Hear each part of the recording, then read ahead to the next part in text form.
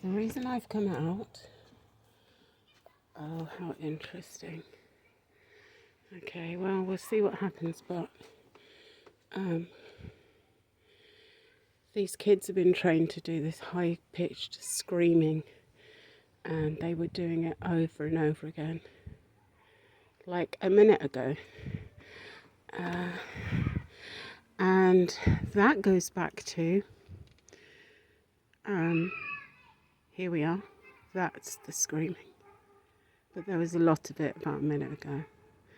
And that goes back to the UK before I left. The gang stalking actually started in a neighbourhood where I lived. Well, I believe so now. I'm still trying to figure it out, but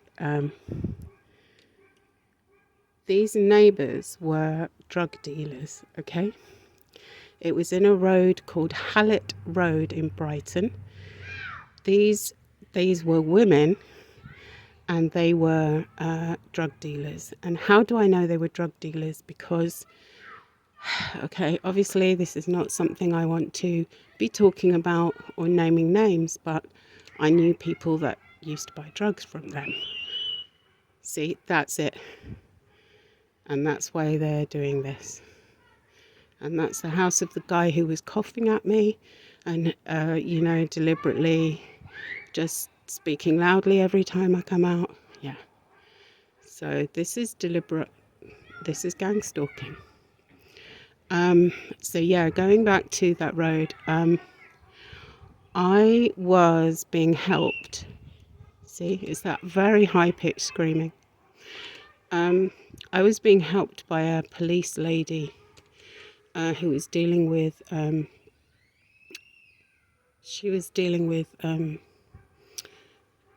racist incidents, okay?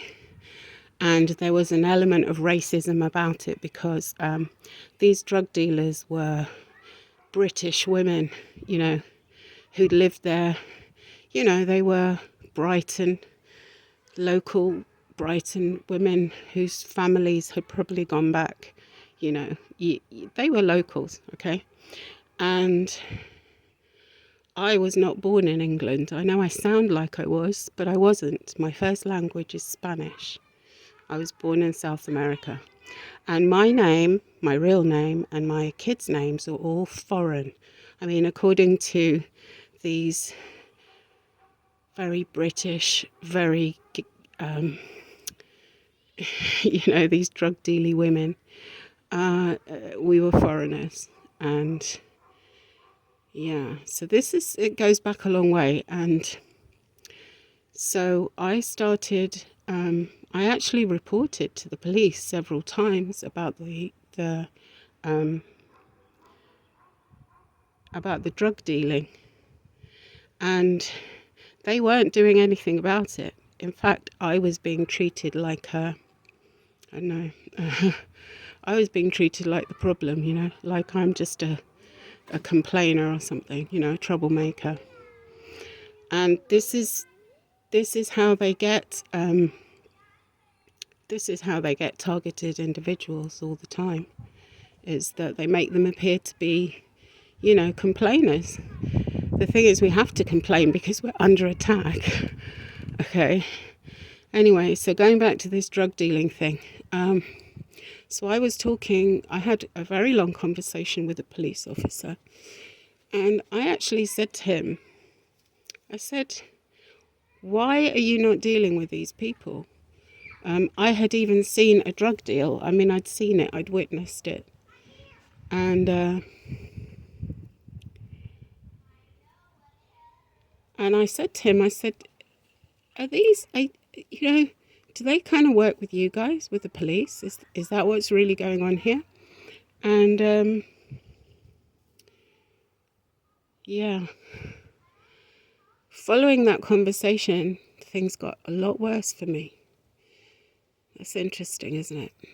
And I was definitely being marketed then as, the troublemaker, and, and I was called a liar as well. Now, here's the thing.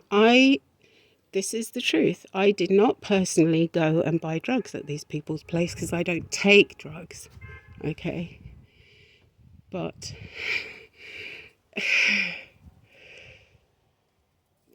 it was more than one person that I knew went there to buy drugs. And we're not talking about a little bit of marijuana, by the way.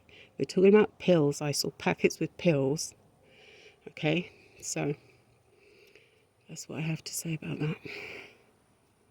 And this is just, oh yeah, we're just like, just invited some kids to come and play. Yeah, but they happen to be screaming, this high-pitched screaming. And this is one of the things that they've sensitized me to, which one of the daughters of these drug dealers was doing, that I complained about. And of course it's as if I'm being punished over and over and over again for complaining about drug dealers.